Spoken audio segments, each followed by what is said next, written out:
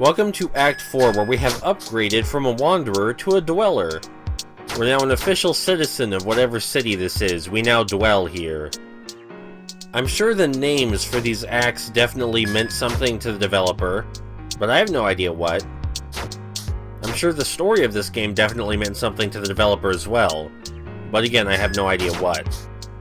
The adventure quest bits of this one are toned down a bit, but that's because the dungeon of this level is rather large. Nothing compared to the final act, mind you. But the entire act basically takes place on this one street. Before we do anything else, we want to come in here so we can get that crowbar that's sitting over in the top right. Just kind of minding its own business over there, not doing anything. I guess somebody probably owns it, but there's no one in here to claim it.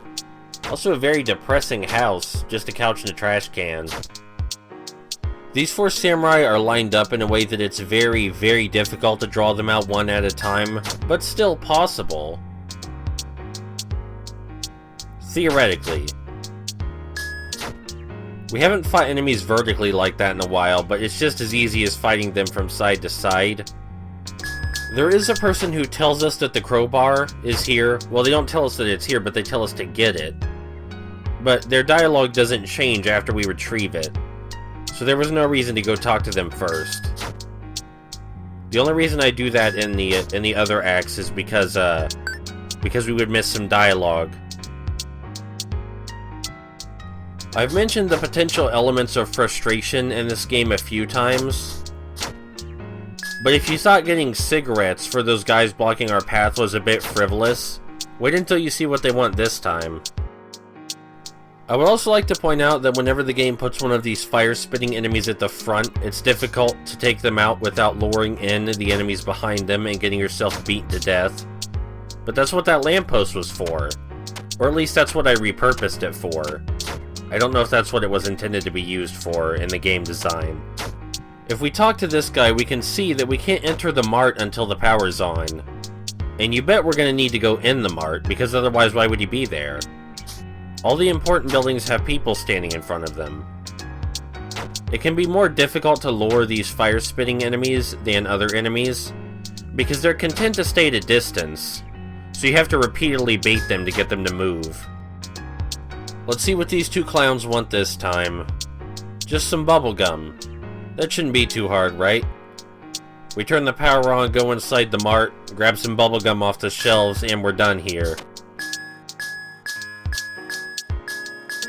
Don't mind me, guys, just having a sword fight right in front of you. Perfectly normal. That took a while. This is the lady who tells us about the crowbar. And then tells us we could go in the sewer to mess with the electricity? Now, I don't know if it's normal for the sewer to be where the electricity is toggled, but apparently it is here. We've seen variations of this puzzle before where we just have to examine the route through, and then take it before the spikes go back up. It's not that bad. We can't actually press the switch in this room yet, so we need to go back out, where the spike formation has changed on us. Which happens a lot in this game. Sometimes you leave rooms and come back and things are different. Just like in real life. Thankfully, the two fire-spitting enemies were blocking these Hellboy knockoffs, otherwise this might have been more difficult. The Hellboy knockoffs are really, really easy enemies. I think I've said that already, but it bears repeating every time we see them. In the final act, they're a bit more tricky to deal with. There's a safe spot in the middle here, thankfully, so we don't have to make it all in one go. And now that we're back in here, we can actually press the switch. Using switches to activate other switches is going to happen again. So don't think this was the only time, we're not in the clear.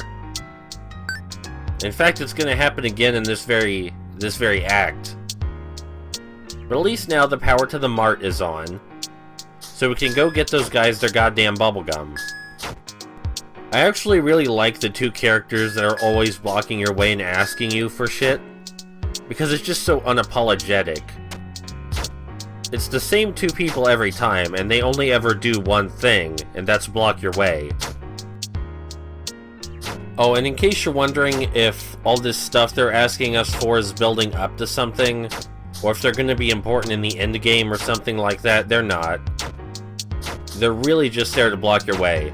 That's all they're there for. Just like in real life, we don't really want to talk to the cashier here. We just want to grab stuff off the shelf. Also, I made that look way harder than it was. All you have to do is come over to the right. See, the cashier isn't going to say a damn thing. We just got to find out which shelf the bubblegum's on.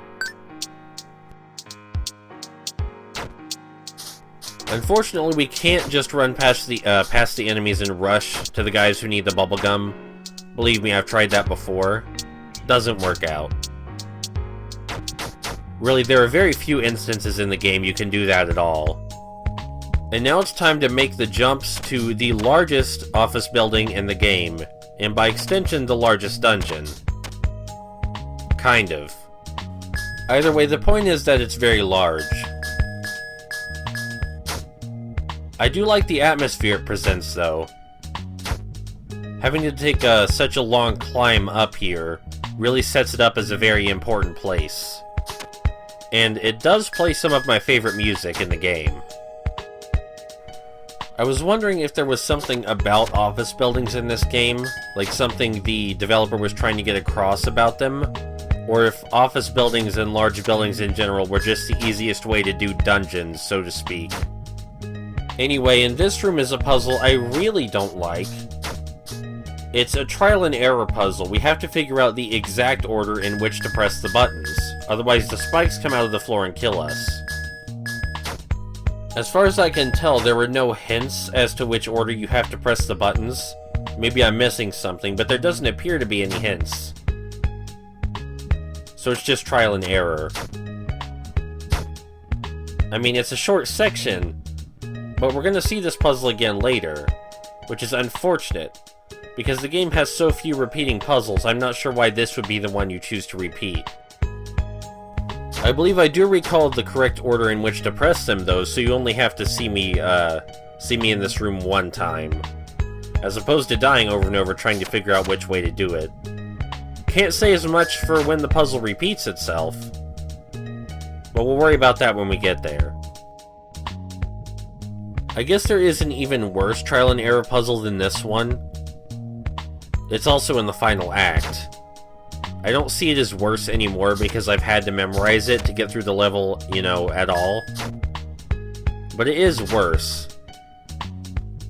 Just kind of become desensitized to it.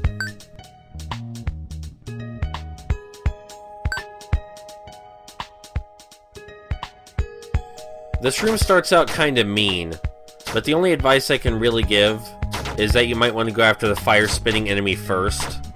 So that way you actually have time to deal with the, I know someone told me what those ladies were called.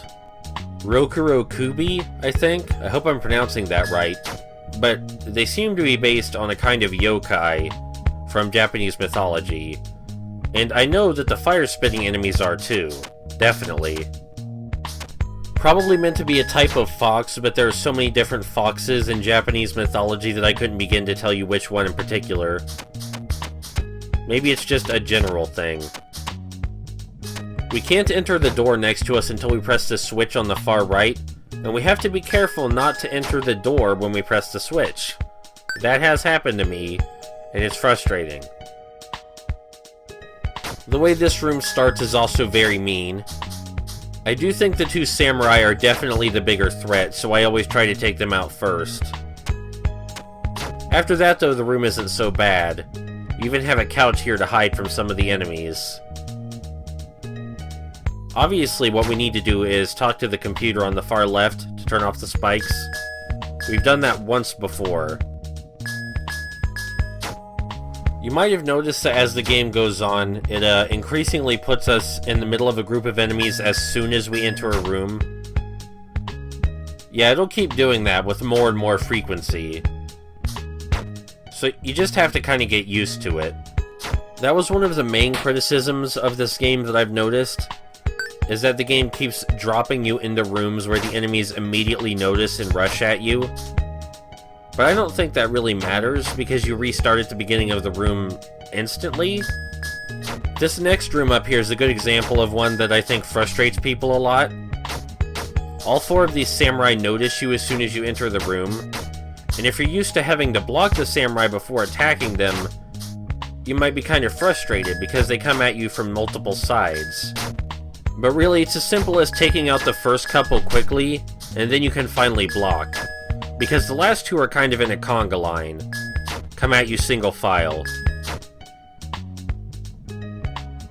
And now it's time for this dungeon's second puzzle. It's not much of a puzzle. We just have to enter all the doors in order and grab an item from each of them. So basically way more straightforward than anything else in the game so far. But that's perfectly fine if you ask me, kind of a breather. Not from the combat, really.